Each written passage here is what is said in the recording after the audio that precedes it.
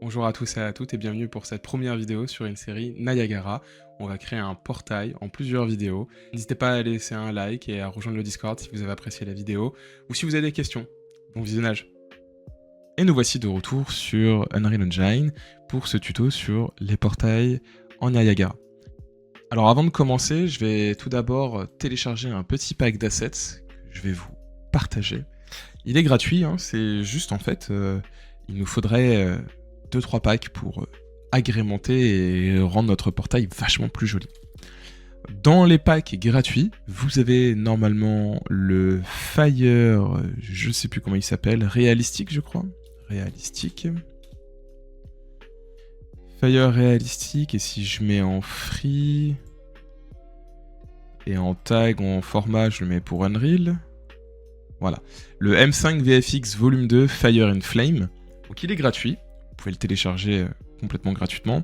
Et en fait, ce qui va nous intéresser, c'est les flipbooks, donc les suites d'images pour faire du feu. Bon, alors là, ça vous parle pas tout de suite, vu qu'on compte faire un portail, mais vous allez voir dans 5 minutes. Du coup, vous pouvez bien évidemment l'ajouter à votre projet. Donc on va le télécharger immédiatement sur Epic Games. Librairie. Vous descendez. Là, vous avez votre Fab Librairie. On va écrire M5, et là, on va le trouver tout de suite. M5 VFX, Volume 2, Fire and Flame. Nous pouvons l'ajouter à notre projet. Le projet, je l'ai créé, mais je crois que le pack n'est pas disponible en 5.6. Voilà, c'est pour ça. Donc, moi, j'ai créé un nouveau projet qui s'appelle VFX Portal, qui est en 5.6. Donc, vous pouvez cocher le Show All Project. Si, comme moi, vous prenez un pack qui n'est pas à la bonne version, sélectionnez la version que vous voulez, et vous prenez la dernière version disponible, à savoir 5.4. Vous allez pouvoir correctement l'ajouter au projet. Il va le télécharger, l'ajouter, et une fois que c'est fini, normalement, de retour sur le projet Unreal, dans le Content Drawer, je verrai maintenant mon dossier M5 VFX Volume 2. Moi, ce qui m'intéressait particulièrement dans ce pack d'assets, c'était les textures. En fait, ce qui va m'intéresser, c'est là, vous allez voir, par exemple, nous avons, donc c'est ce que je vous appelais, hein, des petits flipbooks, nous allons avoir des flammes qui vont, une animation de flammes, et en fait, on va pouvoir utiliser ça pour rendre notre portail joli. Vous allez voir, tout ça, on va le faire doucement mais sûrement. Alors, première étape, nous allons créer notre Niagara. Alors, à la racine de mon dossier Content, je vais faire clic droit, New Folder, et on va l'appeler tout simplement 01 Niagara. Je vais rentrer dedans, je vais me créer mon dossier Portals, au cas où on vient utiliser ce projet pour faire d'autres choses plus tard. Et dans Portals, je vais pouvoir faire clic droit, Niagara System. Nous allons donc pouvoir créer n'importe quel Niagara, et là on peut voir que en ayant ajouté le pack et parmi tous ceux que Unreal nous propose, il y a une plâtrée de Niagara disponible. Il y a beaucoup de templates depuis qu'on a rajouté le pack d'assets, et il y a beaucoup de choses, on ne sait pas trop lequel cliquer, pas très grave. On va écrire Simple Sprite Burst, et on va prendre celui-là, c'est concrètement un projet vierge, en très très gros. Donc on peut le créer. On l'appelle comme on veut, moi je vais l'appeler NS pour Niagara System _ Portal. Et vous allez pouvoir l'ouvrir. Alors, si c'est la première fois que vous voyez du Niagara, ça peut faire peur. En très très gros, ça se lit de haut en bas. Donc là par exemple, j'ai un émetteur. L'émetteur va influencer mon Niagara System. Et je vais pouvoir rajouter des éléments à cet émetteur pour par exemple changer sa couleur, sa taille, sa disposition. Je pourrais aussi venir créer plusieurs émetteurs pour avoir un effet de portail. Et c'est ce qu'on va venir faire. Alors on va faire étape par étape. Déjà, dans le sens de la lecture, comme je vous ai dit, c'est de haut en bas, donc on peut sélectionner le emitter state. Là, comme vous pouvez le voir, c'est un émetteur qui se lance une seule fois, il boucle pas. Bon, c'est pas très grave, pour l'instant, on peut le laisser tel quel, même si je pense qu'on viendra le changer. On veut que le portail soit infini, probablement. On a le spawn burst instantaneous.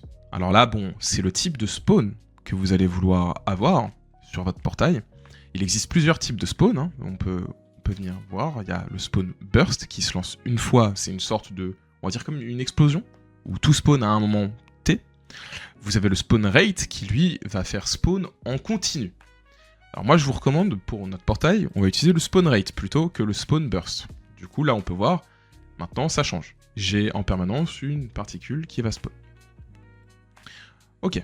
Après on va avoir le initialize particule, où là si je le sélectionne je peux voir qu'on a plusieurs paramètres, et surtout c'est qu'on peut en rajouter. Typiquement, venons faire 2-3 modifications. Le spawn rate, je vais venir le modifier à par exemple 5000. Nous avons donc désormais 5000, et c'est pour ça que c'est très lumineux, 5000 petits points qui apparaissent. Ok. Et on peut, si on le souhaite, les éclater ces petits points, faire en sorte qu'ils spawnent pas tous au même endroit.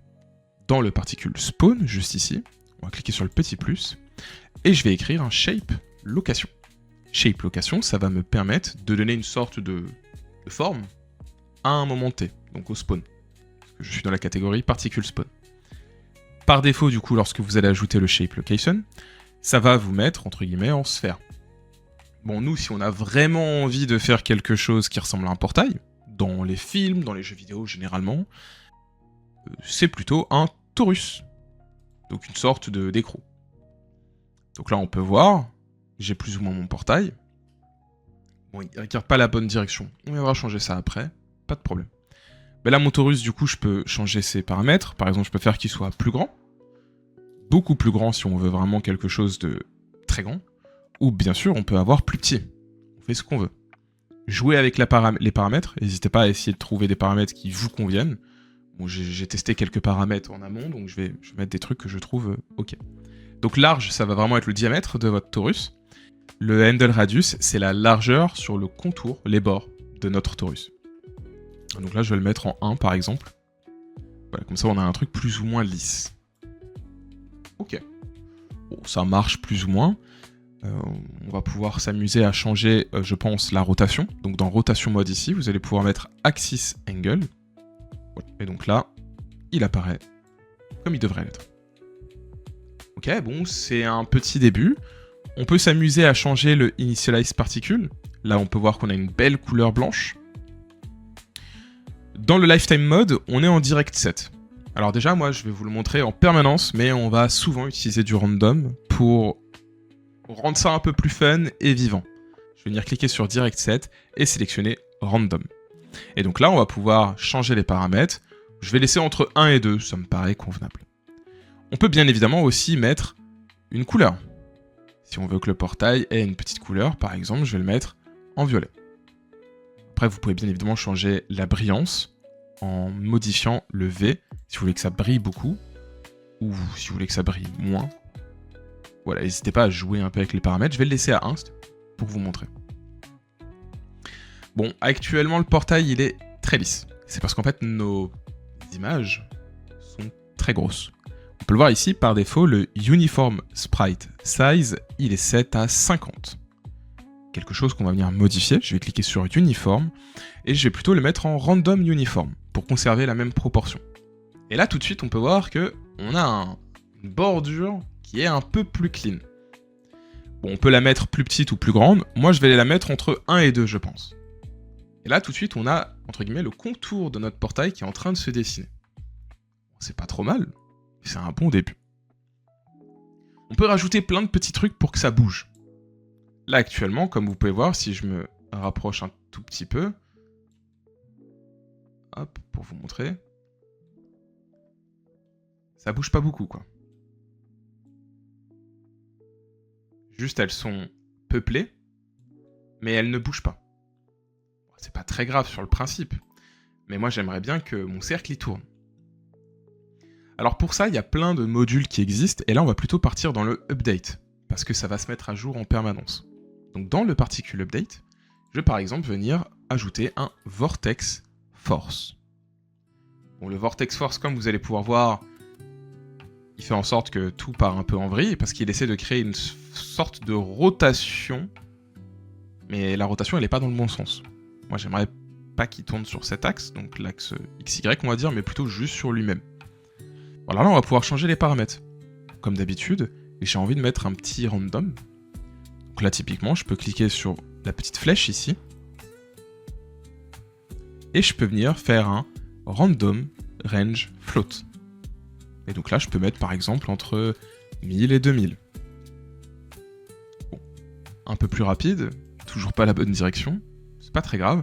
Là, on voit qu'on a le vortex axis, et que par défaut, il est sur le Z. Je peux venir mettre 0 en Z, et je peux venir par exemple vérifier les autres axes pour voir un peu comment ça se passe. Ah, et là, tout de suite, c'est un peu mieux. C'est plus sur cet axe que moi j'avais envie de travailler. On peut le voir parce que maintenant, je vais me rapprocher un peu. Et là, du coup, il tourne plus sur l'axe précédent qui était le Z, il est vraiment sur le X, et du coup, c'est un peu plus sympa. On peut bien évidemment tourner sur plusieurs axes, si on veut vraiment avoir un effet un peu sympa. N'hésitez pas à faire des tests et à vérifier ce que vous préférez et ce que vous n'aimez pas. Je vais le laisser comme ça pour l'instant, mais l'effet est un peu fort. En fait, c'est normal, c'est que sur les nouvelles versions de Niagara, vous avez le Solve Force and Velocity, et par défaut, la speed limit de la force et vélocité, elle est extrêmement élevée. On est à 1000. Je vais venir cocher speed limit, et je vais venir le descendre par exemple à 100. Voilà, et tout de suite, on a un truc qui est un peu plus discutable. Et là, vous pouvez voir qu'en mettant 1 sur le Z, ça lui donne cette petite bordure un peu plus élevée. Si je mets 0, ça lui en donne pas. Donc vous pouvez très bien jouer un peu avec ces paramètres pour donner un peu de la profondeur à votre portail. Si vous aimez pas, bien évidemment, laissez à 0, pas de problème. Le Niagara, c'est vraiment quelque chose de vivant, vous allez devoir faire des modifications, vous allez devoir tester, modifier. Le plus dur, c'est d'avoir un peu votre squelette de près. Après, changer la couleur, la vitesse, le nombre de particules, c'est vraiment facile.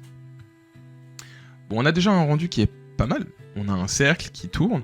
On peut ajouter 2-3 petits trucs à ce cercle pour qu'il soit mieux. Typiquement, actuellement, c'est très linéaire, statique. On peut créer des petites irrégularités dans notre portail. Pour ce faire, dans le Particle Update, toujours, on va cliquer sur le petit plus, et on va ajouter un Curl Noise Force. Curl Noise Force, c'est tout simplement un component qui nous permet voilà, de faire des petites modifications très légères sur le chemin d'un de nos particules. Voilà, on peut voir que ça n'a rien changé. Je vais volontairement le mettre un peu fort. En Strength, par exemple, je vais le mettre à 500. Là, vous pouvez voir que tout de suite, il oscille un peu. Peut-être un peu trop. Après, voilà, on commence à dessiner un peu le portail de Doctor Strange, hein, finalement. Mais on peut toujours, bien évidemment, moi ce que je vous recommande le plus, c'est d'ajouter un Random Range Float. En fait, l'avantage de mettre beaucoup de random, c'est que chaque particule va avoir son montant personnel.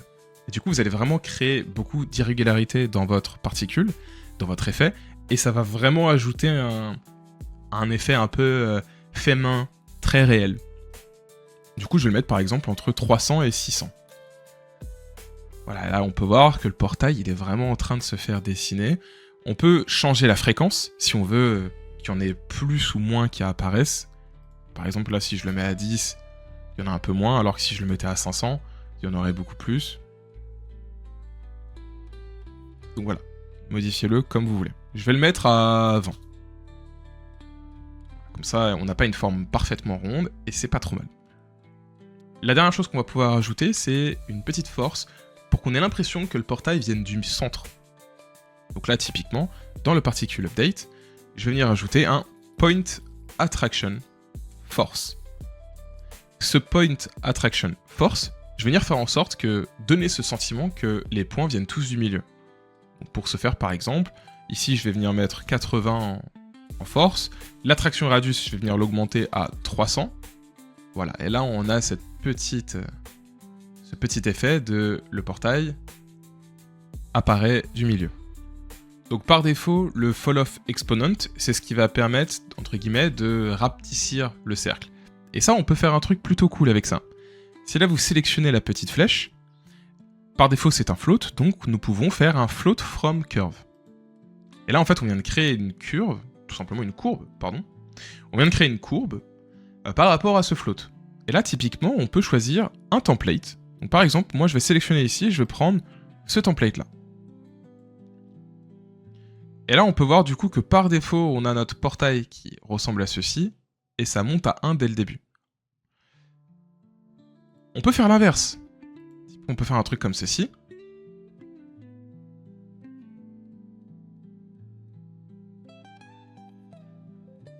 Donc Donc là, on pourrait avoir l'animation de fin du portail. Et son animation du début. Ok, du coup, on a notre petit portail qui en plus a son effet de disparition. Bon, tout à l'heure, j'avais dit qu'on allait peut-être le garder en infini. Donc, dans le doute, si on veut le mettre en infini, je vous montre, hein, on va le mettre en emitter state et on va sélectionner le infinite. Et donc là, on n'aura plus jamais de fin de boucle. Donc là, c'est juste un portail qui va rester, un peu comme dans World of Warcraft, vous avez des portails permanents. On va dire que c'est à peu près ça qu'on est en train de faire. Ok. Donc là, vous avez vu, il y a eu une petite fin de boucle, c'est parce que par défaut, ça dure 10 secondes. Mais en jeu, ça sera infini plus tard. Pas de panique. Ok, bon, très bien. On peut très bien augmenter le nombre de particules. Si on en veut plus ou moins, typiquement, si on en veut plus de 10 000, hop, on en met plus. Si on en veut moins, on peut réduire. Mettez autant que vous voulez. Vous allez voir que ça n'a pas tant d'impact que ça in-game. On peut augmenter peut-être un peu, pour que ce soit un peu plus flashy. Voilà, comme ça, c'est un peu plus sympa. Et on a déjà un rendu qui est pas trop mal. Voilà, n'hésitez pas à jouer un peu avec les paramètres, parce que 150, ça me paraissait un peu too much, je trouve, ça fait un peu brouillon. Mais par exemple, 147, 148 c'est pas ouf, mais 147, vous voyez là, 147, 148 peut-être, ça fait un effet un peu plus cool pour un portail. Voilà, n'hésitez pas à modifier un peu les paramètres et trouver le petit truc qui vous fera dire c'est ce truc-là que je veux. Bon, on peut déjà regarder le rendu. Moi, je suis sur Unreal 5.6 et on peut tout simplement drag and drop notre petit portail quelque part. Et là, on peut voir plus ou moins à quoi il ressemble. Je peux faire play et je peux d'ores et déjà passer à travers. Ça sera tout pour la première vidéo. J'espère que vous avez apprécié, que vous avez pu apprendre plein de choses sur Niagara et Unreal Engine en général. N'hésitez pas à rejoindre le Discord et à liker la vidéo si elle vous a plu. On se voit la semaine prochaine pour une nouvelle vidéo. A plus tout le monde!